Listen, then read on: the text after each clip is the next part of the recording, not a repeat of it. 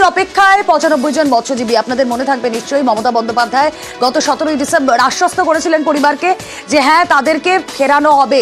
তৎপর হয়েছিল রাজ্য সরকার। আর এবার সেই মুক্তির খবর।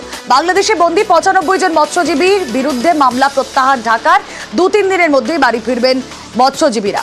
আসুন কথা বলি এই বিষয়ে আরো বিস্তারিত। বিশ্বজিৎ হালদার প্রতিনিধি রয়েছেন সঙ্গে। বিশ্বজিৎ, মমতা বন্দ্যোপাধ্যায় ঘোষণা করেছেন, তৎপরতা দেখা গিয়েছে তারপর, এবং ঢাকা সমস্ত মামলা তাদের বিরুদ্ধে প্রত্যাহার করে নিল। কবে তারা ঘরে ফিরছেন?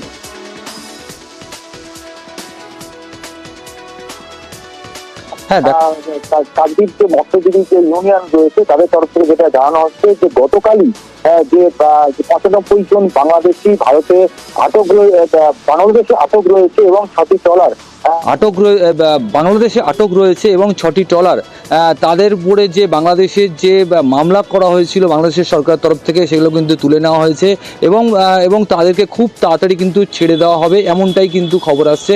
এবং সেই খবর আসার পর একদম স্বাভাবিকভাবে এখানে যে মৎস্যজীবী পরিবাররা রয়েছে তারা কিন্তু অত্যন্ত খুশি। তারা কিন্তু মুখ্যমন্ত্রীকে ধন্যবাদ জ্ঞাপন করছেন। কিন্তু তারা যেটা মনে করেছিলেন যে বাংলাদেশের যে পরিস্থিতি, যেভাবে হিন্দুদের ওপর অত্যাচার করা হচ্ছে, সেক্ষেত্রে তাদের যে পরিবার পরিজন কি করে ফিরবে সেটা নিয়ে কিন্তু তাদের মাথা ব্যথার কারণ হয়ে গেছে, চিন্তায় তারা ছিলেন। এবং এই যে খবর আসার পর কিছুটা হলেও স্বস্তি। এবং তার পাশাপাশি আরও একটি খবর রয়েছে যে বাংলাদেশি যে মৎস্যজীবী যারা ভারতীয় জলসীমানায় ঢুকে গিয়েছিল, মোট 90 জন মৎস্যজীবী আপাতত ভারতেই রয়েছে, তাদেরকেও কিন্তু বাংলাদেশের হাতে তুলে দেওয়া হবে। সেই প্রক্রিয়াও কিন্তু চালু হয়ে গেছে এমনটাই কিন্তু মৎস্যজীবী সংগঠনের তরফ থেকে জানানো হচ্ছে। এবং তার পাশাপাশি সবথেকে বড় বিষয় যে মৎস্যজীবী যারা এই যে 95টি পরিবার সবাই কিন্তু একযোগে একটাই কিন্তু মুখ্যমন্ত্রীকে ধন্যবাদ। কারণ মুখ্যমন্ত্রী এই ঘটনাটা নিয়ে চিন্তিত ছিলেন এবং ঘটনাটা তিনি স্বরাষ্ট্র দপ্তরের সঙ্গে কথা বলেন এবং তারপর যথারীতি প্রক্রিয়া কিন্তু এগিয়েছে, সেটা সবার সামনেই এসছে। বেশ, যে খবর এবার আপনাদের দেব, আশ্রয়দাতাকে বাবা সাজিয়ে জাল নথি তৈরি করা হয় ভুয়ো ভারতীয় পরিচয়পত্র, কিন্তু তাতে শেষ রক্ষা হলো না। বাগদা থেকে গ্রেফতার বাংলাদেশি। কিভাবে গ্রেফতার, আসুন আপনাদেরকে আরো বিস্তারিত জানাই। অনিরুদ্ধ প্রতিনিধি রয়েছেন সঙ্গে। অনিরুদ্ধ,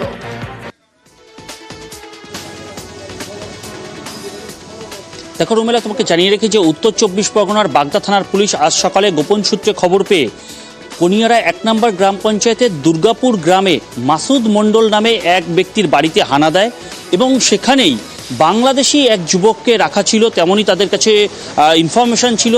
সেই ইনফরমেশনের ভিত্তিতে এই মেহবুব হাসান রাসেল নামে এক যুবককে আটক করা হয়, যে ভারতে রাহুল মণ্ডল নামে সমস্ত ভারতীয় পরিচয়পত্র বানিয়ে ফেলেছিল, অর্থাৎ ভোটার কার্ড, আধার কার্ড, রেশন কার্ড, এমনকি সে প্যান কার্ডও বানিয়ে ফেলেছিল।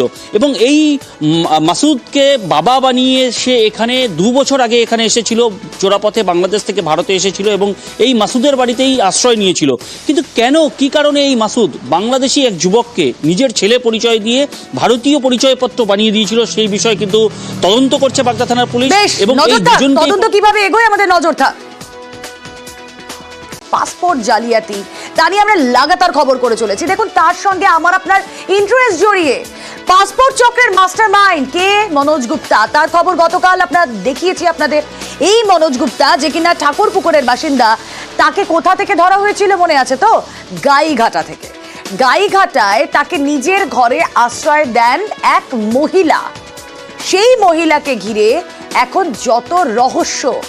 এই মহিলাও কি পাসপোর্ট চক্রে জড়িত? এই প্রশ্ন কেন আমরা তুলছি জানেন? তার কারণ যার বাড়ি থেকে, মানে এই মহিলার বাড়ি থেকে যখন তাকে গ্রেফতার করা হয়, তারপর যখন সাংবাদিকরা পৌঁছে যান, তাকে যখন জিজ্ঞেস করেন সমস্ত কথার পর যে আপনার কি নাম, তিনি একটু থেমে যান। আচ্ছা আপনারা বলুন তো, আপনাকে যদি আপনার নাম জিজ্ঞেস করা হয়, নিজের নাম বলতে কেউ এই 2 সেকেন্ডের পজ নেয়?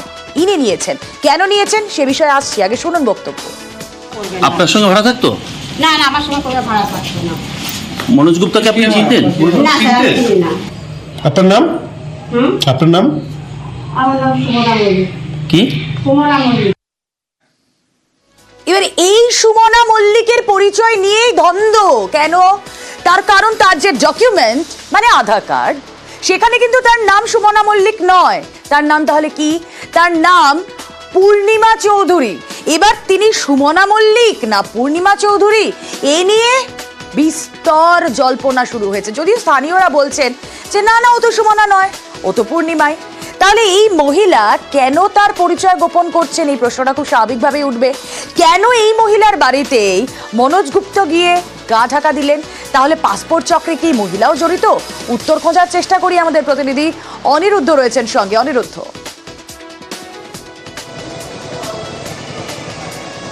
দেখো রুমেলা, তোমাকে জানিয়ে রাখি যে গত পরশুদিন রাতে মনোজ গুপ্তা চাঁদপাড়ার যেখান থেকে গ্রেপ্তার হয়েছিল, যে মহিলা তাকে আশ্রয় দিয়েছিল, আমরা সুমনা মল্লিক, অর্থাৎ সুমনা মল্লিকের বাড়ি থেকে গ্রেপ্তার হয়েছিল মনোজ গুপ্তা।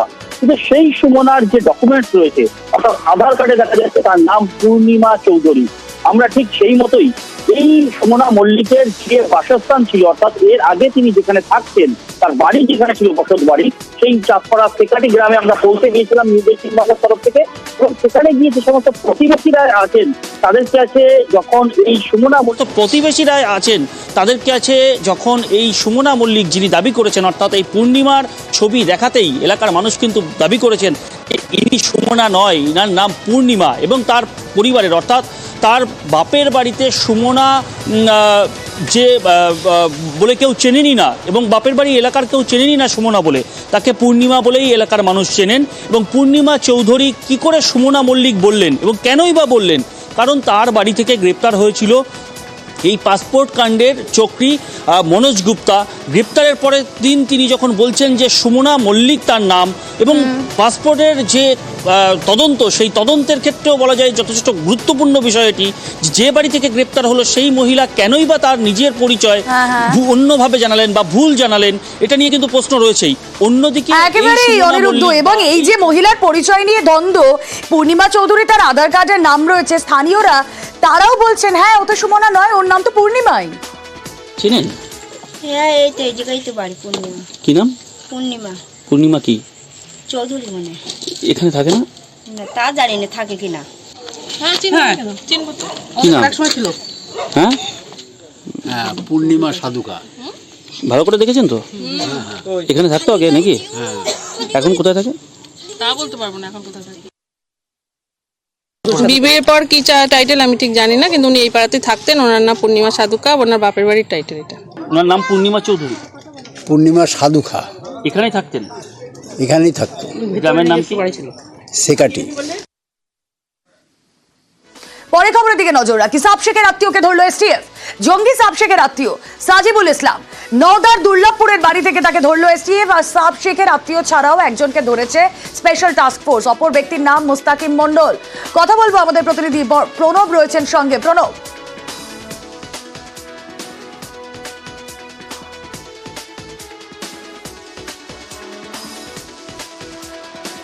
কথা বলার চেষ্টা করবো, আমাদের প্রতিনিধি থাকবেন আমাদের সঙ্গে। আরো একবার জানিয়ে রাখি, সাবশেখের আত্মীয়কে ধরলো এসটিএফ। জঙ্গি সাবশেখের আত্মীয় সাজিবুল ইসলাম নওদার দুর্লভপুরের বাড়ি থেকে তাকে ধরলো এসটিএফ। সাবশেখের আত্মীয় ছাড়াও একজনকে ধরেছে এসটিএফ।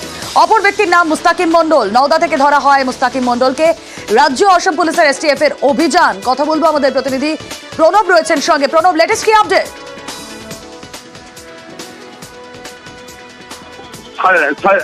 সাজিবুল ইসলাম এবং মুস্তাকিম মন্ডল বলে দুজনকে আটক করেছে এসটিএফ।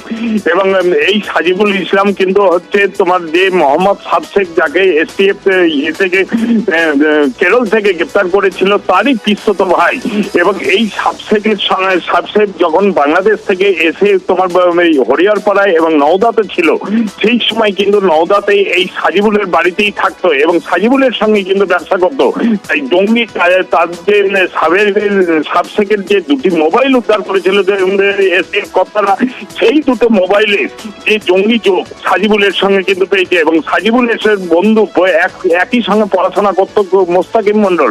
এই মুস্তাকিম মন্ডলের সঙ্গেও সাজিবুল এবং মুস্তাকিম মন্ডল বিভিন্ন ধরনের কাজকর্ম, যে সাবশেখরা যেটা জঙ্গি কার্যকলাপ চালাতো, তাতে কিন্তু ডান হাত হিসাবে পরিচিত ছিল।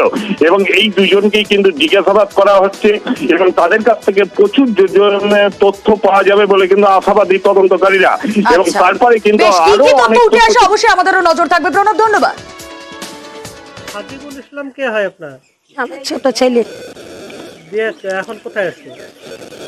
কোথায় আছে বাড়ি থেকে ধরে নিয়ে চলে গেল আজগবি আমার ছেলে ভালো ছেলে আমার পুলিশ কিছু বলেছে কি কারণে নিয়ে গেল?